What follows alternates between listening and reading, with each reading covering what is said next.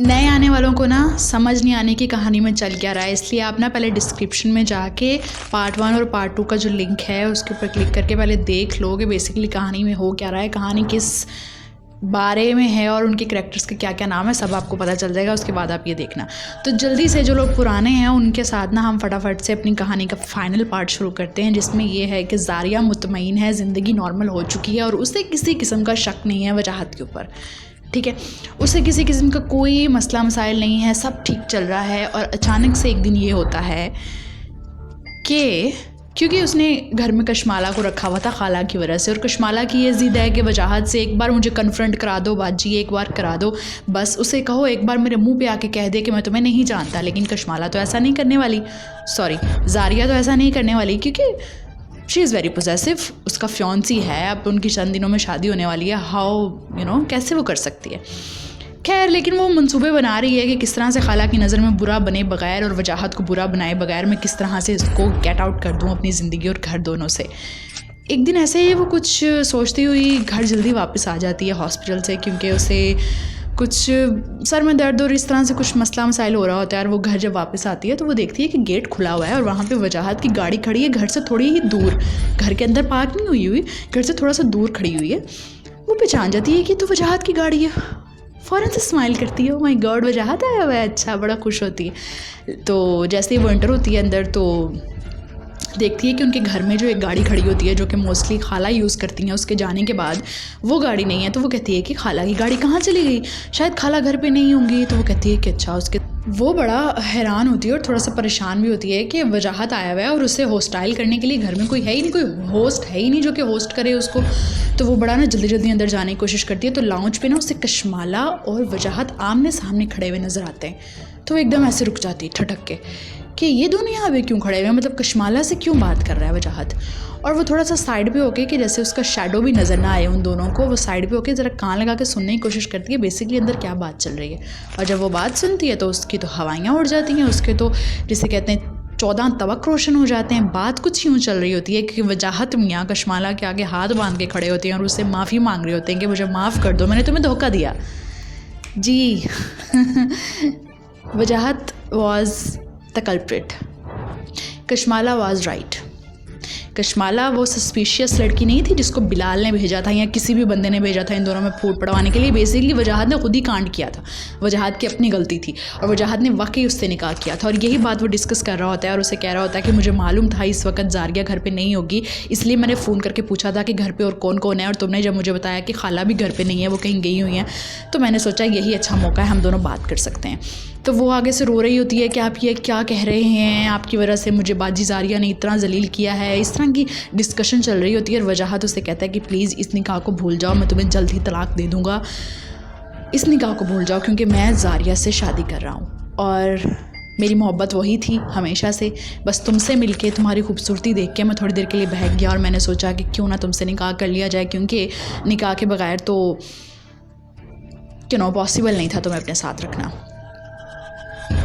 अब ये बातें सुन के जारिया कितनी देर बुत बन के रह लेती, कितनी ही देर बुत बन के रह लेती।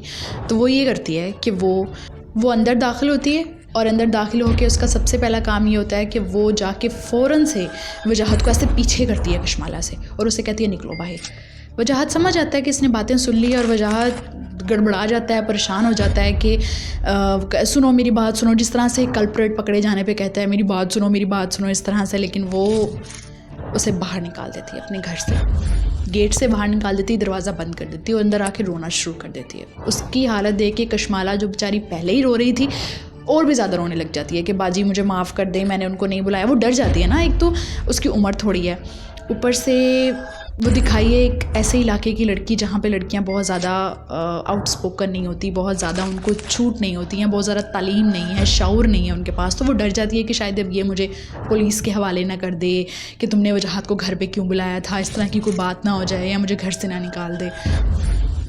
तो खैर वहाँ पे कहानी यू टर्न लेती है और कहानी यू टर्न इस तरह से लेती है कि जारिया के अंदर इतनी सेल्फ़ रिस्पेक्ट तो थी कि वो ये कहती है कि ठीक है, मुझे इस शख्स से शादी नहीं करनी है, जिस शख्स का कोई किरदार नहीं है, कोई करैक्टर नहीं है, कोई ईमान नहीं है उसका, और वो आज इस पे है तो कल उस पे है, वो तो कहीं पे भी खूबसूरती देख के फिसल जाता है, तो मुझे ऐसा शख्स अपने शौहर के तौर पे नहीं चाहिए। तो वो ये करती है कि वो कशमाला के सामने ही ये अहद लेती है कि मुझे उससे शादी नहीं करनी है, और कशमाला को गले लगा लेती है, क्योंकि उसे बहुत ज़्यादा तरस आ रहा होता है एक छोटी बच्ची के ऊपर गुजरी हुई वारदात पे कि ये बहुत बुरा हुआ उसके साथ। दिन गुजरते रहते हैं और रोज़ ब रोज़ वजाहत के उसे सॉरी वाले मैसेजेस करना, उसके घर के बाहर फूल भेजना, उसकी गली के बाहर गाड़ी लगा के खड़े होकर देखना जब भी वो अपनी गाड़ी लेके हॉस्पिटल जा रही होती है, उसके हॉस्पिटल के दरवाजे पे आना, क्योंकि वो उसका सामना नहीं कर सकता था, लेकिन माफ़ी मांगने की इनडायरेक्ट कोशिशें कर रहा था। डायरेक्ट भी कोशिशें भी कर चुका था, लेकिन वो उसके सामने आती नहीं थी। इस वजह से उसे ये था कि अब मैं इनडायरेक्ट कोशिशें करता हूँ। अब खाला ने जब ये सारी सिचुएशन देखी तो खाला ने एक दिन जारिया को बिठा के समझाया कि रोग लेने की उम्र नहीं है तुम्हारी, कितना टाइम लोगे मूव ऑन करने में, और तुम्हें तो ये भी नहीं पता कि तुम मूव ऑन करना चाहती हो या नहीं। प्लीज़ इस बारे में सोचो। अगर तुम वजाहत को इतना पसंद करती हो, 6-7 साल से तुम दोनों साथ हो, अब शादी तक बात पहुंच गई थी, और तुम इतना उसे पसंद करती हो, इतना उसके बारे में सीरियस हो, तो माफ़ कर दो उसे। जब वो नादा है, अपनी गलती पे नादिम है, और वो माफ़ी मांग रहा है सच्चे दिल से, और वो ये भी कह रहा है कशमाला को तलाक दे दूंगा और ये सारा कुछ हो जाएगा, तो तुम माफ़ कर दो उसे। तो वो कश्मकश का शिकार होती है, क्योंकि मोहब्बत तो वो वजाहत से बहुत करती थी, और उसने कभी वजाहत के अलावा किसी और का सोचा नहीं था। सोचा होता तो डॉक्टर बिलाल का सोच लिया होता ना। तो अब वो ये सोचती है कि मुझे क्या करना चाहिए। अब आखिर आपकी प्यारी जारिया, मेरी प्यारी जारिया उसे माफ़ कर देती है। एक दिन उससे मिलती है और उससे बात करती है कि इस मसले को कैसे ख़त्म करना है। तो वो उसे कहता है कि हम इस मसले को ऐसे ख़त्म कर सकते हैं कि मैं कशमाला को तलाक दे देता हूँ और इतने पैसे दे देता हूँ कि वो वापस अपने घर चली जाए। तो वो कहती है तुम्हारा यही मसला है, बिजनेसमैन होना, व्यापारी हो ना, तुम्हारा यही मसला है कि हर बात को पैसों से हल करते हो। मैं उससे बात करूँगी और उससे मैं अच्छी ऑफ़र भी करवाऊँगी, और उसे ये भी कहूँगी कि मैं तुम्हारे साथ तुम्हारे घर चलती हूँ, तुम्हारे माँ बाप से बात करती हूँ, गारंटी देती हूँ कि आपकी बेटी जो है वो किसी मकसद की वजह से घर छोड़ के आई थी, ऐसे ही किसी लड़के के साथ नहीं भागी थी, वो मेरे साथ रह रही थी। मैं इस तरह की उनको श्योरिटी दूँगी तो वो कशमाला को कुछ नहीं कहेंगे। लेकिन जब जारिया कशमाला से बात करती है कशमाला परेशान हो जाती है कि अभी कुछ दिन पहले तो बाजी जारिया मुझे कह रही थी तुम मेरी बहन बन के रह सकती हो, मैं उस बदकिरदार लड़के से शादी नहीं करूँगी, मैं ये नहीं करूँगी, मैं वो नहीं करूँगी। अभी कुछ दिन पहले, अभी चंद दिन हुए हैं और बाजी जारिया अपने वादे से मुकर गई, और वो परेशान हो जाती है कि नहीं मैं वापस नहीं जा सकती, मैं क्या करूँ, आपने मुझसे वादा किया था, अभी कुछ दिन पहले आपने मुझसे वादा किया था, अब आप अपना वादा तोड़ रही हैं। इस तरह से वो जब कहती है तो जारिया को गुस्सा आ जाता है, और वो उसके मुँह पे कह देती है कि मैंने तुम्हारा ठेका नहीं लिया हुआ, ये तुम्हें घर से भागने से पहले सोचना चाहिए था कि मुझे भागना चाहिए या नहीं भागना चाहिए, मैं कहाँ रहूँगी, मेरी इज़्ज़त, मेरी जान, मेरी ज़िंदगी, मेरा खाना पीना, सोना जागना, ये कौन करेगा, ये तुम्हें पहले सोचना चाहिए था। कशमाला के पास वैलिड रीज़न ये था कि मैं तो खुशी आई थी कि मैं यहाँ आऊँगी, आप मुझे मेरे शौहर का पता देंगी, मैं अपने शौहर के पास जाऊँगी और वो मुझे रख लेंगे। अब मुझे यहाँ की कहानी का क्या पता कि शौहर साहब तो यहाँ पे नई शादी कर रहे हैं, और वहाँ पर उन्होंने सिर्फ मेरे साथ टाइम पास करने के लिए शादी की थी। Basically she was from northern areas. So जब वो इस तरह की वैलिड रीजंस दे रही होती है ना, और जारिया को पता होता है कि वो बिल्कुल सही बात कर रही है। इंसान को जब पता होता है ना सामने वाला सही बात कर रहा है और उसके बाद जस्टिफिकेशन देने के लिए कोई बात नहीं होती, तो इंसान ना गुस्सा करने लग जाता है, चीखने लग जाता है, और सामने वाले को ना उठा के बाहर फेंकता है कि चलो निकलो यहाँ से, क्योंकि उसके पास कोई जस्टिफिकेशन नहीं है, उसके पास कोई वैलिड रीज़न नहीं है उसकी बात को डिनाई करने के लिए। तो उसे पता है कि ये सही कह रहा है। उसके साथ भी यही होता है कि वो कशमाला को कहती है कि भाई निकलो तुम, नहीं बस बहुत हो गया, मैंने बहुत खिदमत खलक कर ली, मैं तुम्हारा यहाँ पे भला सोचने की कोशिश कर रही हूँ कि तुम्हारे साथ जाऊँ ये वो, लेकिन तुम तो यहाँ पे मेरे मतलब मेरे सर पे चढ़ रही हो ना, निकलो यहाँ से, निकलो। बस वो उसे वहाँ से अपने घर से निकाल देती है बहुत ही गुस्से में, क्योंकि उसे बहुत गुस्सा आ जाता है कि ज़रा सी लड़की मेरे सर पे चढ़ रही है, एक तो मैं इसके साथ नेकी करने की कोशिश कर रही हूँ क्योंकि इसके साथ जो भी हुआ उसमें मेरा हाथ तो नहीं था, और इसी तरह से वो उसे घर से निकाल देती है। और उसके घर के निकालने के बाद जब उसे लगता है कि ज़िंदगी मेरी सफल हो गई है, ज़िंदगी मेरी, उसे ये लगता है कि ज़िंदगी मेरी सूद हो गई है और ज़िंदगी मेरी अब सब ठीक है, अब तो वो और वजह शादी कर लेते हैं। शादी का आगाज़ बहुत खूबसूरत तरीके से होता है, बहुत सब कुछ अच्छा चल रहा होता है और ये सब चीज़ें और इंतज़ामात और ये वो। खाला भी खुश होती हैं क्योंकि उनकी भी तो बड़ी ख्वाहिश थी इतने अरसे से कि वो अपनी भांजी की शादी देखें, क्योंकि उनकी तो कोई औलाद थी नहीं, सब कुछ सेटल चल रहा था। लोगों की नज़र में वो होता है कि वो एक हैंडसम कपल होता है ना, एक ऐसा कपल जिसको लोग कहते हैं माशाल्लाह नज़र ना लग जाए, वो वाला कपल था उन दोनों का। तो सब कुछ बस इस तरह से चल रहा होता है और ज़िंदगी नया मोड़ ले लेती है। ज़िंदगी बिल्कुल ठीक तरीके से चल रही होती है जब ज़िंदगी एक ट्विस्ट लेके आती है ज़ारिया की ज़िंदगी में, और वो ट्विस्ट ये होता है कि वो प्रेग्नेंट होती है। और उसी दिन जिस दिन उसे ये न्यूज़ मिलती है और वो घर आ रही होती है वजाहत को ये शेयर करने के लिए और खाला को बताने के लिए बहुत सारी स्वीट्स के साथ, जब वो घर वापस आ रही होती है तो उसकी कार क्रैश हो जाती है and she got an accident. और एक्सीडेंट में जहाँ बहुत ज़्यादा वो ज़ख्मी होती है, उसका ड्राइवर ज़ख्मी होता है वहाँ पे। अब कोई ये पूछेगा कि वो तो खुद गाड़ी ड्राइव करती थी, नहीं, उसने शादी के बाद ड्राइवर कर लिया था अरेंज। वो इस वजह से बिकॉज उसका शौहर इतना अमीर है, व्हाई नॉट। पहले वो अकेली कमाने वाली थी, अब उसके पास एक और है जो कि उसको अपनी कमाई देता था। खैर ये वैसे इलॉजिकल सी बात थी, मैंने सोचा बता दूं, कोई ये ना कहे कि वो तो खुद अपनी गाड़ी ड्राइव करती थी, वो तो बड़ी इंडिपेंडेंट थी, उसने ड्राइवर क्यों रखा। तो ड्राइवर इंडिपेंडेंट लोग भी रख लेते हैं। अच्छा खैर लीव दिस। तो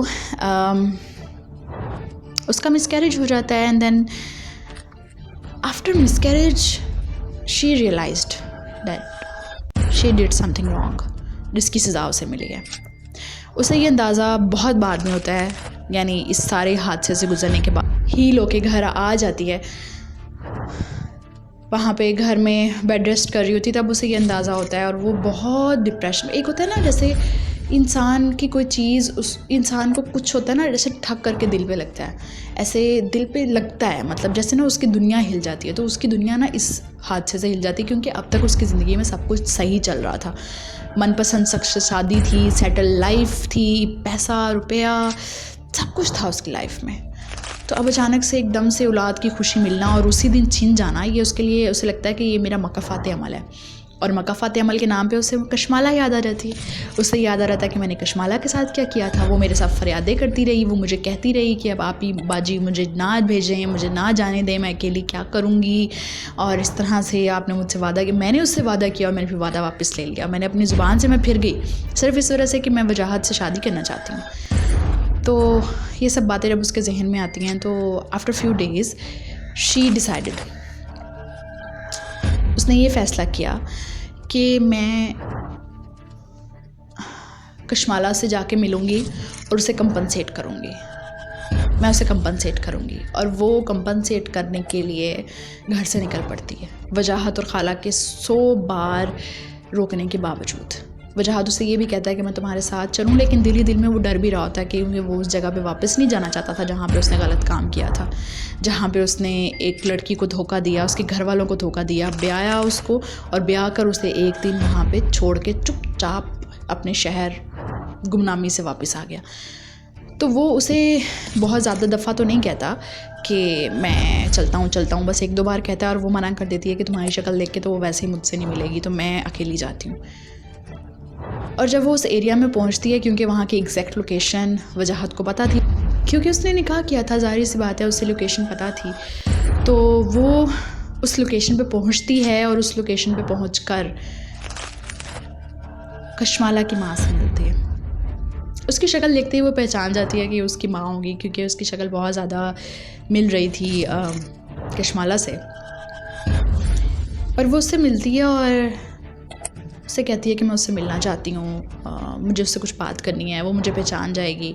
तो उसकी माँ रोने लग जाती है। वो कहती है क्या हुआ, आप रो क्यों रही हैं? तो वो उसे बताती है एक ऐसा सच जो कि आपको भी, मुझे भी और ज़ारिया को, तीनों को शॉक में लेके जाएगा। और वो सच ये था कि कशमाला वाज डेड, उसने सुसाइड कर ली, शी कमिटेड सुसाइड। उसकी माँ कहती है कि वो यहाँ आई और उसने हमसे बहुत माफ़ियाँ मांगी घर से भागने की। उसने मुझसे कहा कि मैं तो बस अपने शौहर को ढूंढने गई थी। तो उन्होंने कहा कि हमें क्या पता कि तुम अपने शौहर को ढूंढने गई थी या शौहर के साथ ही भाग गई थी और अब उसने छोड़ दिया और तुम वापस आ गई हो, हमें क्या पता इन सब चीज़ों का, ठीक है। और वहाँ पे हमें ये भी पता चलता है कि ये शादी उसके माँ बाप ने नहीं करवाई थी, बेसिकली उसके चचा ने करवाई थी। ठीक है, उसके चचा को जब पता चलता है कि ये वजाहत को पसंद करती है तो उसके चचा उसके वली बन के, उसके सरबराह बन के उसकी शादी करवा देते हैं, just for the sake of some बदला, जैसे कबायली इलाकों में होता है। तो उसके पेरेंट्स को तो पता ही नहीं था कि हमारी बेटी ने शादी की हुई है, और वो बस छुप छुप के वजाहत से मिलने जाती थी, क्योंकि उसके लिए तो वो उसका शौहर था, लेकिन घर वालों को ये बात पता नहीं थी। और उसकी माँ जब ये बताती है कि जब उसके बाप ने उसे बहुत मारा, उसके भाइयों ने, सब ने उसे घर से निकाल दिया, और उन्होंने कहा कि हम तुम्हें शूट कर देंगे अगर तुम हमारी नज़रों के सामने से ना गई, तो उसने करीब के एक कुएं में कूद के जान दे दी। और जब कशमाला के बारे में ये पता चलता है जारिया को, तो सोच सकते हैं आप, इंसान किसी उम्मीद के साथ आया, और वो भी इंसान वो जो कि अभी अभी अपना नुकसान करवा के आया, तो वो किसी का नुकसान होता देखेगा तो क्या लगेगा उसे, कैसा लगेगा उसे। और वो जब ये देखेगा कि जिससे मैं माफ़ी मांगने आया था, या जिसकी माफ़ी की उम्मीद थी मुझे कि वो मुझे माफ़ कर देगी, तो शायद मुझे खुशियाँ फिर से वापस मिल जाएंगी, या दिली इत्मीनान भी एक बहुत बड़ी खुशी होती है, एक बहुत बड़ी नेमत होती है, वो मुझे वापस मिल जाएगा। तो सोच सकते हैं जब उस शख्स के मरने की खबर मिले तो इंसान को कैसा महसूस होता है। तो इस फाइनल पार्ट का जो पार्ट 2 है वो बहुत जल्द आपको मिल जाएगा, क्योंकि वीडियो की लेंथ भी देखनी पड़ती है कि सुनने वाले बोर ही ना हो जाएं, सुनने वाले परेशान ही ना हो जाएं कि ये क्या है, और वो क्लिक ही ना करें सिर्फ लेंथ देखकर तो ये करना पड़ता है। साथ दीजिए, साथ रहिए। थैंक यू, शुक्रिया।